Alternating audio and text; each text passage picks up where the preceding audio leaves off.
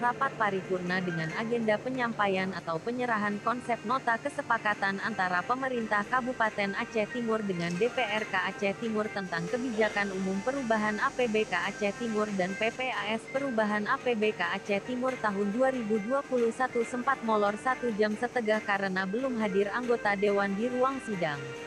Hal tersebut membuat sebagian tamu undangan yang hadir terlebih dahulu di ruang tersebut kecewa terhadap anggota dewan yang tidak disiplin. Salah satu perwakilan instansi pemerintahan Aceh Timur yang tak ingin namanya disebut mengatakan, pihaknya telah hadir sesuai waktu yang ditentukan pada undangan yaitu pukul 10 waktu Indonesia Barat.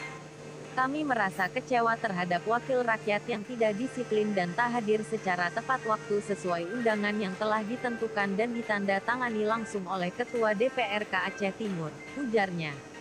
Sementara itu, kegiatan rapat paripurna tersebut baru terlaksana pada pukul 11.40 waktu Indonesia Barat yang dibuka langsung oleh Ketua DPRK Aceh Timur Muhammad Daud.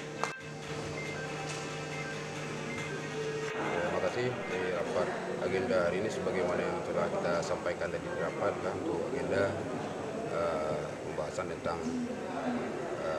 paripurna pertama tentang pembahasan anggaran perubahan di tahun 2021. Ini Pak, satu lagi Pak, paling sakral kan tadi agendanya jam 10 Pak, jam 10 pagi. Tapi dimulai sampai jam 11:50, hampir jam 12 Pak. Itu gimana Pak soal kemeloran waktu yang begitu jauh Pak? Sebenarnya ini sudah beberapa kali kita tegur kepada anggota kita yang selalu ada kemoloran daripada setiap agenda rapat kita. Bukan hanya kali ini kalau kita lihat, tapi ini sudah kita tegur barangkali untuk ke depan. Nah, kita akan coba membuat perubahan ke arah yang lebih baik.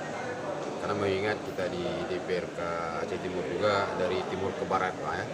Nah, tidak ada yang menetap di semua, tapi ada yang di ujung perbatasan Aceh Utara sampai ke perbatasan Kota Langsa, malah ada yang di Langsa.